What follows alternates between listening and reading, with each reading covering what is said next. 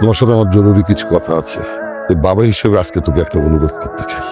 জয়ী তোর ভাইকে ভালোবেসে বিশ্বাস করে আমাদের বাড়িতে এসেছে। ওই বিষয়কে নিয়ে আমি আর নিতে পারছি না।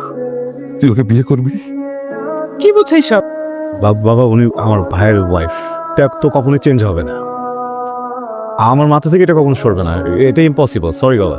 তাহলে শোন, তুই যদি রাজি না হোস আমি জয়ীকে নিয়ে এই বাড়ি থেকে চলে যাব।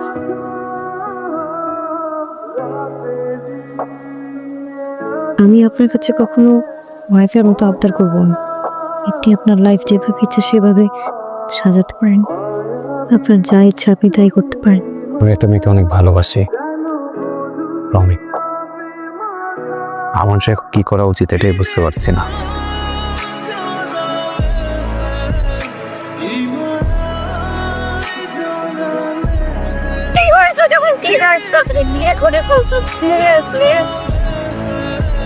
আমার এখন কি হবে? তুমি আমার কথা একবার চিন্তা করলে। সিম্পল করছি, আমি তোমাকে অনেক ভালোবাসি। আপনি এসছেন, আমি আপনার জন্য ডিনার রেডি করে রেখেছি। আর আমিও খাবো। খাইনি। কে আসছি ভাই?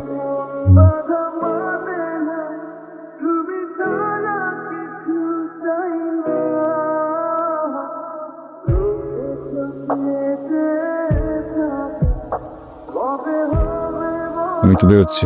আপু প্লিজ না, নাস্তাটা করে যান। আমার যদি ক্ষুধা থাকতো আমি নিজে খেয়ে নিতাম।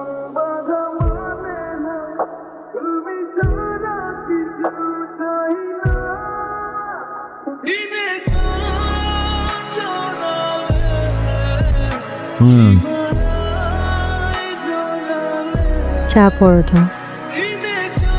আপনি কিভাবে জানেন? আপনার ভাই আমাকে সবসময় বলতো আপনার চা পরোটা খুব পছন্দ। আপনি যখন দেশের বাইরে চলে যান আপনার ভাই আপনাকে খুব মিস করতো।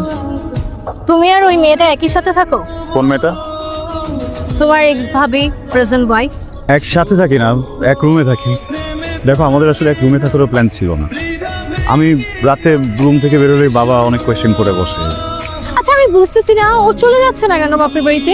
মেয়েটা এরকম স্টুপিড কেন? আমি বুঝলাম না, ওর চরিত্রে সমস্যা আছে। না হলে ও ওর হাজবেন্ড মারা যাওয়ার পর হাজবেন্ডের ভাইকে বিয়ে করতে পারে। প্লিজ এইভাবে কথা বলো না, তুমি আমার সিচুয়েশনটা বোঝো। প্রত্যেকদিন কেন এখানে এভাবে অপেক্ষা করেন বলেন তো?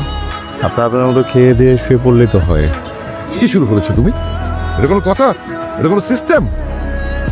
সরি বাবা। এখানে তো সরি বলার কিছু নেই। সংসারটা সুন্দর করে গোছাবে, কিভাবে ভালো থাকবে সেই চেষ্টা করবে, তা না রাত করে বাসায় বেরো।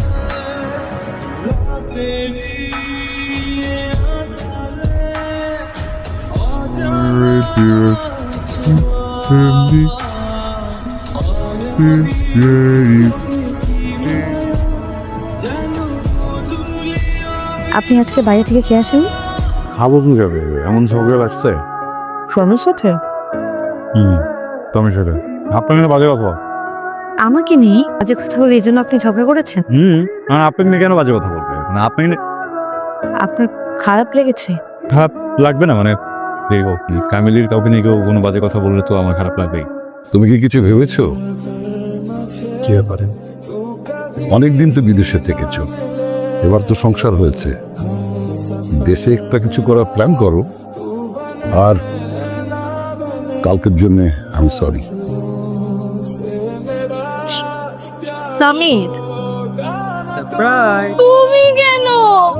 আমি তোমাকে সারপ্রাইজ দিতে চাইছিলাম, তুমি উল্টা আমাকে সারপ্রাইজ দিয়ে দিলা। তোর বাপ মায়ের সাহায্যে কি নজর লাগার জন্য হয়েছিল, নাকি তোর বাপ তোমাকে চিট করছিল বলতো? আয়ান তুমি এখানে? এই কেউ কিভাবে কথা বলতেছিস কেন? একটা মেয়ের সাথে কিভাবে কথা বলতে জানোস না? বেরো এখান থেকে। আয়ান আমি তো তোমাকে অপশন দিচ্ছিলাম না, তুমি যদি চাও তুমি আমাকে ছেড়ে চলে যেতে পারো, তখন চলে যেতে। এটা তো করার দরকার ছিল না, তাই না?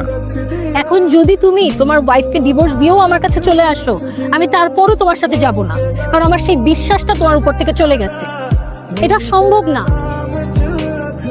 আপনি যদি কিছু মনে না করেন একটা কথা বলবো। আপনাকে দেখে মনে হচ্ছে আপনি ড্রিঙ্কস করে এসেছেন। আপনার মতো একটা মানুষের লাইফ ঠিক করতে যে আমার বাপ আমারে ফাঁসাইছে, আমি এই জন্য আপনার বিয়ে করছি, তো আমি সব কিছু আরেকটা জায়গায় চলে গেছে, পুরো ফাকড আপ লাইফ আমার, জাস্ট বিকজ অফ ইউ। আমি আপনার ভাইকে ভালোবেসে বিয়ে করেছিলাম, কিন্তু সে তো আমাকে রেখে চলে গেল। তার মধ্যে আপনি আর আপনার ভাই দুজন দেখতে একদম একরকম, এখানে আমার কি দোষ? ঠিক আছে, আমার সাথে তা থাকা লাগবে না। আমি আমার মার বাড়িতে চলে যাচ্ছি, আমি কি আপনাকে ডিভোর্স লেটার পাঠিয়ে দিই? লিসেন,